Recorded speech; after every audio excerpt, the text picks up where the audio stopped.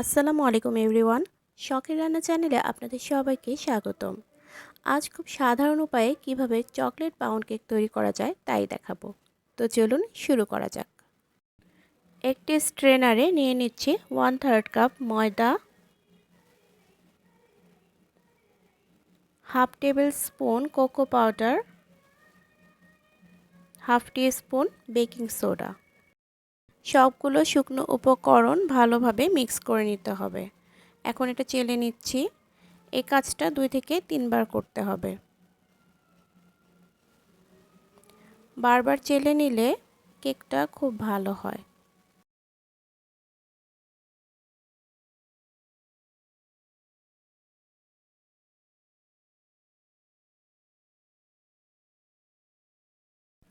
চেলে নেওয়া শেষ হয়ে গেলে শুকনো উপকরণগুলোকে একটা সাইডে রেখে দেব। অন্য একটা মিক্সিং বোলে নিয়ে নিচ্ছি 2টি মুরগির ডিম। ডিমটা ডাইরেক্ট মিক্সিং বোলে না দিয়ে আলাদা একটা পাত্রে ভেঙে তারপর দিতে হবে। এখন একটা ইলেকট্রিক বিটার দিয়ে ভালোভাবে বিট করে নিতে হবে। কিছুক্ষণ পর এতে অ্যাড করে দেব 1/3 কাপ চিনি। এখানে আমি নর্মাল যে চিনি আছে সেটাই নিচ্ছি। আপনারা চাইলে আইসিং সুগারও নিতে পারেন। অনেকটা সময় নিয়ে ডিমগুলোকে বিট করতে হবে। যতক্ষণ না পর্যন্ত ভালো একটা ফোমে পরিণত হচ্ছে ততক্ষণ পর্যন্ত বিট করে নেব।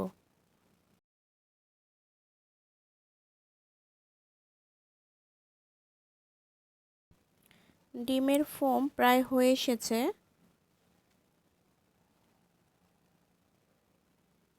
এখন এতে অ্যাড করে দেব 1/4 কাপ রান্নার তেল।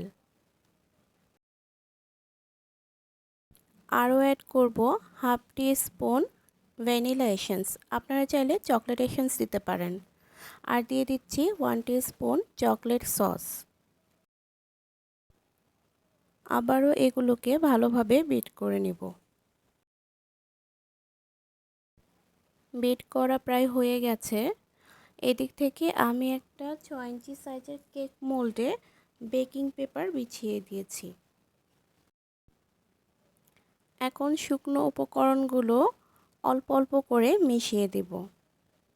এই কাজটা অনেক ধৈর্যের সাথে করতে হবে। আলতো করে মেশাতে হবে। কোনোভাবে স্পিডে করা যাবে না। তাতে করে কেকটা দেবে যাওয়ার সম্ভাবনা থাকবে। শুকনো উপকরণটা একবারে না দিয়ে 2 থেকে 3 বারে দিয়ে মিশিয়ে নিতে হবে।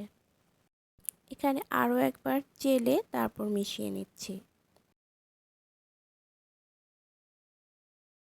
আবারও বলছি এই কাজটা একটু সময় নিয়ে করতে হবে।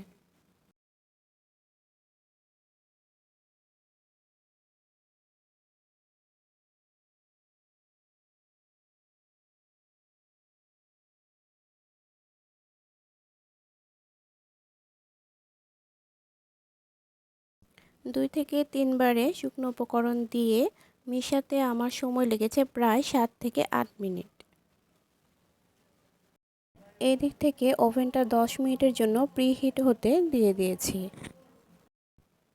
এখন আমি ব্যাটারটা মোল্ডে ঢেলে দিচ্ছি। আমি আজ এই কেকটা ইলেকট্রিক ওভেনে বেক করছি। আপনারা চাইলে চুলাতে একটা বড় হাঁড়ি বসিয়ে 10 মিনিট প্রিহিট করে তাতে দিয়ে দিতে পারেন। সবগুলো ব্যাটার দিয়ে দেওয়ার পর মোল্ডটাকে একটু ড্যাপ ড্যাপ করে দিতে হবে। এতে করে ভিতরে থাকা বাতাস বের হয়ে যাবে। এখন একটা সাসলিক কাঠিতে একটু তেল মেখে একটা দাগ কেটে দিচ্ছি। আর উপর থেকে কিছু চেরি কুচি, কিছু কাঠবাদাম কুচি আর কিশমিশ দিয়ে দিচ্ছি। আর দিয়ে দিচ্ছি অল্প কিছু চকলেট চিপস। এগুলো অপশনাল, এগুলো না দিলেও চলবে। এখন আবারও কাঠি দিয়ে মাঝখান দিয়ে একটু চিড়ে দিচ্ছি। মোল্ডটা এখন 170 ডিগ্রি প্রিহিটেড ওভেনে up and down mode on করে দিয়ে দিচ্ছি 40 মিনিটের জন্য। প্রায় 30 মিনিট পর দেখছি কেকটা অনেকটা ফুলে গেছে। এটা কিছুটা ডেবে যাবে। 40 মিনিট হয়ে গেলে মোল্ডটাকে বের করে নেব। একটা সাসলিক কাঠি অথবা একটা টুথপিক দিয়ে চেক করে দেখব কাঠিটা শুকনো এসেছে কিনা। যদি শুকনো আসে তাহলে কেকটা হয়ে গেছে। আমারটা শুকনো এসেছে। এখন এর উপর দিয়ে একটু সুগার সিরাপ ছড়িয়ে দিব। এখানে আমি 1 টেবিল চামচ চিনি আর 1 টেবিল চামচ পানি মিশিয়ে সুগার সিরাপটা তৈরি করে নিয়েছি। এটা সাধারণত স্পঞ্জ কেকে দেওয়া হয়, আমি পাউন্ড কেকেও দিয়ে থাকি। এতে করে কেকটা অনেক বেশি সফট আর অনেক বেশি ময়েস্ট থাকে। এখন কেকটাকে এভাবেই রেখে দেব প্রায় 5 মিনিট। 5 মিনিট পর একটা নাইফের সাহায্যে চারপাশ একটু আলাদা করে নিতে হবে। আমি কেকটা মোল্ড আউট করে নিয়েছি। দেখুন কেকটা কতটা সফট আর কতটা তুলতুলে হয়েছে। এখন একটা প্লাস্টিক র্যাপার দিয়ে কেকটাকে র্যাপ করে রাখবো যতক্ষণ না পর্যন্ত কেকটা পুরোপুরি ঠান্ডা হয়ে আসছে।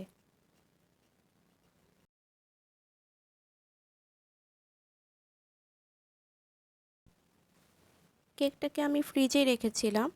30 মিনিট পর কেকটা পুরোপুরি ঠান্ডা হয়ে গেছে। এখন প্লাস্টিক র্যাপারটা খুলে স্লাইস করে কেটে নেব। মাত্র 2টা ডিম আর সাধারণ কিছু উপকরণ দিয়ে আমি এখানে এই কেকটা তৈরি করে নিয়েছি।